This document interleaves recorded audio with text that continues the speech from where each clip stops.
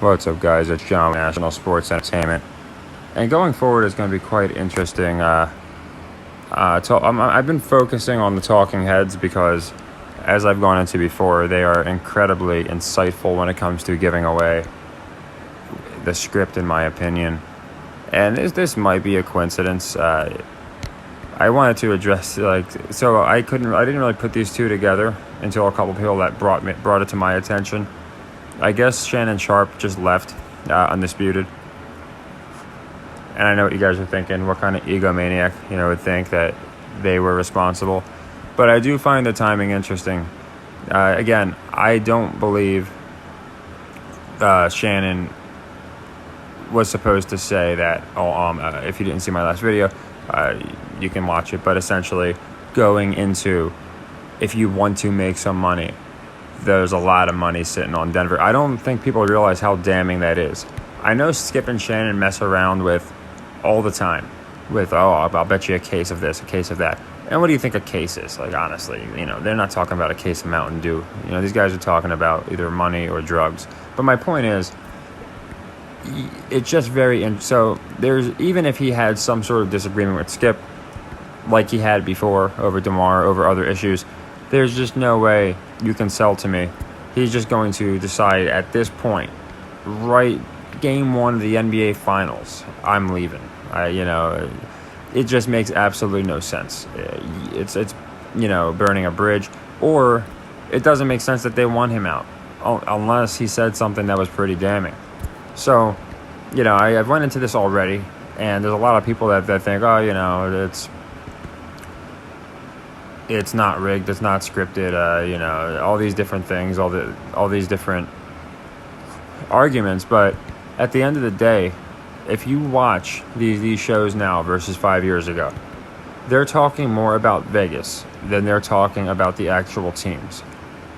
It's almost like they're trying to subconsciously put the idea for people to gamble on these games. Then they support FanDuel. They got Crypto.com and Coinbase on their, on the basketball nets, and not the nets, but the poles on the floors. It's just insanity. But this isn't the first time this has happened. So I think we might be onto something with these personalities. I'll give you another example.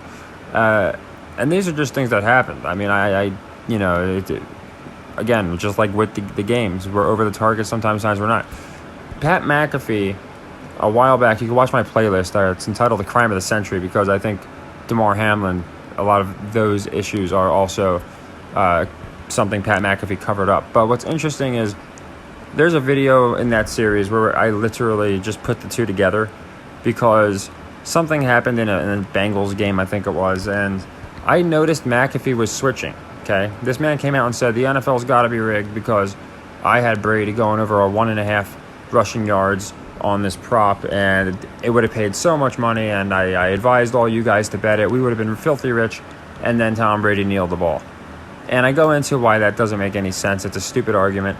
It just kind of equated to basketball. You got a team minus 3.5, right? And they're up by 2, and they have the ball. You might assume they're going to get fouled, and they're going to go up by 4, right? So it's the same thing for football. When you're winning by a touchdown and the other team has no timeouts, you can assume that this quarterback's going to kneel the ball. But Pat was selling it like, oh my gosh, when he came out and kneeled the ball, I was shocked. I thought I had it. So he's lying. But what's interesting is, within a month, he's like, I got a cease and desist from the NFL because I'm using their logos. I think we really know what the cease and desist was really about. And then he goes on within a month to just go and 180 on us and completely mock anybody that has the, audacity to think that it might be scripted. He said there was only one guy who ever came out. And again, that's all part of my playlist. My point is, it's interesting because he's another one. You can almost see them turning in live time. And now what happens? He gets a giant ESPN deal. Pat Beverly, this might have just been a lucky guess.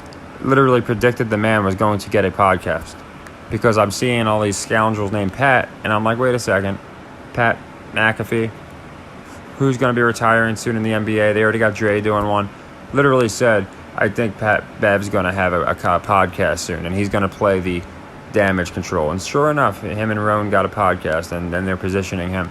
I bring all these things up because watching the talking heads, especially the ones who are still playing, or the ones who did play in the league, gives away so much, in my opinion. Because without realizing it, they talk about the wrestling aspect. They talk about the draw factor. They talk more about the stories nowadays in Vegas than they talk about the games themselves. I bring this up for a few reasons. One, because it's obviously, people are wondering what might have happened to Shannon. I'm telling you what happened. The same thing that happened with Tony Romo when he came out and predicted the Chiefs score Bills. Thank you, Tony, by the way, because we got some good odds. Someone dropped that in my Discord when he said it. Then they had a meeting, said they weren't happy with his commentary this year.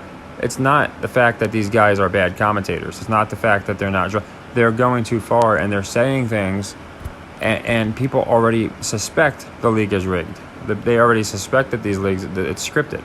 So I just wanted to go into that. You guys already got my pick for tonight. I like Denver to cover. I think they want, just going on what what they've been saying.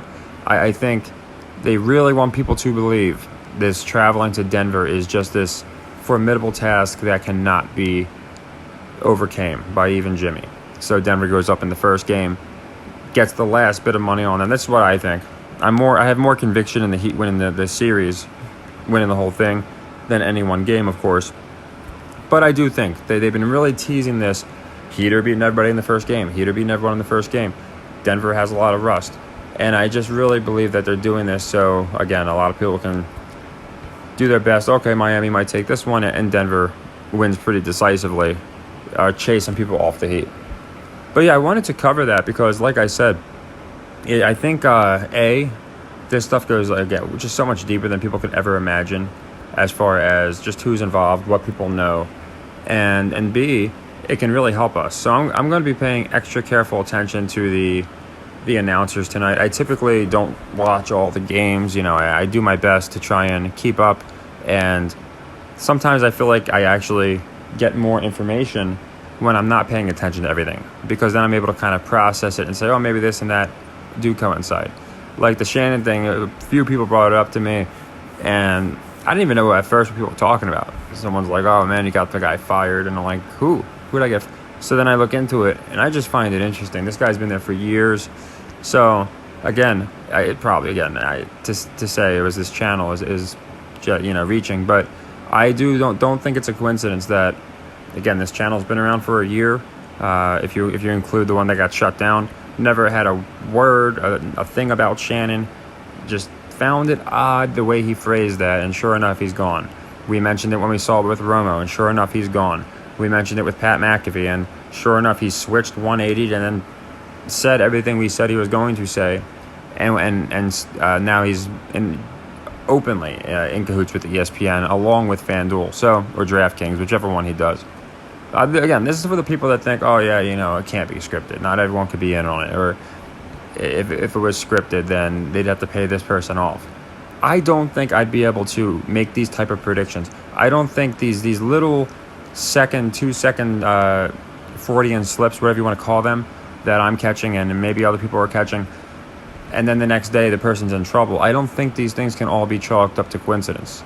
So we'll see where it goes from here. I didn't get much context from Skip and Shannon. They made a point of not saying a word about anything, to do with him leaving the show. Very quiet. But again, I question everything. So I'm wondering, why game one of the finals, and he's like, yep, I'm out. It's not working. They might chalk it up to the DeMar thing, but do you really think he would have returned, been fine, and then this happens? So I'm also going to be monitoring all these guys, Skip Shannon, Stephen A., Nick Wright, and Broussard and Wild, just to see how, if they transition the way they're wording and phrasing these games. Because just watch them assuming that it's scripted, and you can almost see what I mean. Like, just how they hand-fistedly will talk. I've used this before. They'll hand-fistedly talk about these narratives and things of that. So I just wanted to chime in on my opinion of what happened with Shannon. And when you see these kind of things happen, everyone wants to jump to, oh yeah, it's just a disagreement or something of that nature. Just think of the timing and really think of it if it makes any sense outside of he might have said something he shouldn't have said. So I'll be following it going forward. I'm curious the reason, if they give any at any point, as to, why he decided to part ways or why they decided to part ways with him. But yeah, I think he screwed up. I think he slipped. Again, if you didn't see my last video, if you don't know what I'm talking about, it's in that video. Essentially, he told Skip inside trading about the game right there in a very unusual way. There's a bunch of money on Denver if you want to make some money, Skip, was essentially what this guy said. And I assume a lot of you guys have seen my other video, but if it's your first time finding me, very interesting. So I found that interesting. Again, he's not the only guy who's done it. It's happened on several occasions now, and I think it's going to continue to happen. I don't think this new media is a coincidence. I think they understand, okay, people stopped watching the news. They don't really believe the news anymore. And the same with us. They don't really care what we have to say. They watch us for entertainment value, for the fights maybe. And you even see Stephen A. is kind of changing his sector, and that's fine. There's nothing wrong with that. So, Stephen A. can talk about anything and make it sound funny. But my point is, I think they know their days are numbered. I would go as far as to say within a year, this channel is going to flip these sports media channels on YouTube. Okay, I mean it's pretty damning when you look at like Stephen A. and some of these other channels. They've been around for 30 years. They should have a stranglehold on the YouTube sector. The only reason they wouldn't is if people don't believe them, and that's what I believe is happening. You can just see them falling off. I wouldn't be surprised if a lot of these guys just started doing their own podcast, and ESPN became almost just like news or something. It's very interesting. So, I mean, you could look at the ratings of these guys. You could look at people just suddenly leaving, which I found interesting. Romo got in, some big trouble. They're paying Brady, what is it, $250 million now to be in the box. Why do people think this is? And I'm going to be going into football season. It runs rampant in football, obviously. It's more obvious in football because every play there, oh, look at this guy, in the slot position. And Aikman's a big offender.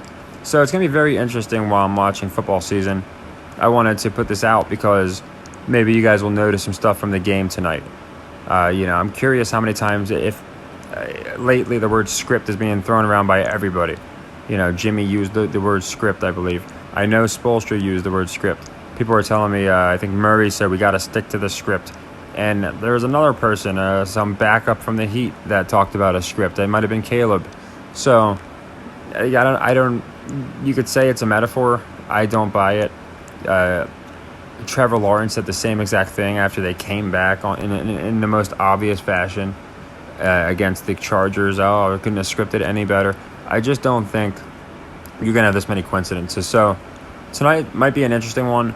I also didn't want to forget to mention this narrative that they are also now pushing, this Jimmy Joker have a problem because the cheap shot from 2 years ago, 3 years ago, whenever it was. I think it was 2 years ago. So they're going to plant those seeds as well. I think they're going to plant those seeds more in Game 2, Game 3. I think, for some reason, I feel like it's going to be in Miami, actually. So probably Game 3, where we might see the first seeds of like a push or like a really this is getting dirty. I just have a feeling. I don't think it's going to happen in Game 1, but I do think they're going to push that narrative. But yeah, let me know what you guys think.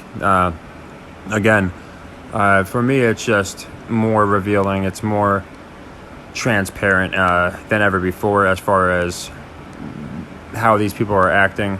But yeah, listen to these guys and tell me if you don't think the way they mentioned Vegas is a little odd. I don't know if the clip's up from yesterday. Again, it's in my video from yesterday, so that'd be the quickest way to find it. But it was when they were talking about, they might have ripped it down. They were just talking about the game. And again, Shannon it was just so out of left field. It was so poorly worded for someone that, these guys aren't supposed to be talking about where they think the public is and fading the public. That's stuff that we talk about because we think it's rigged. So, very weird. We'll see what happens going forward there. And yeah, nothing changed. Like Denver here for the cover. Again, the Miami winning this series is where it's what it's about. That's where the odds are. Even because people have brought up to me, well, Denver wins tonight. Yeah, when should we wait to get in on Miami? To that, I say no, because yeah, Denver could certainly win like I think they will. But then if they don't, and I have way more conviction in the Heat winning the entire thing than the Nuggets winning on any one given night. Now your odds might get cut in half with the way Vegas is playing around. So I still wouldn't hesitate to get in on the Heat. I was in on at 12-1, and at this point, if I want to hedge, I can. But at 3:30, I think it is, something to that effect. I wouldn't wait.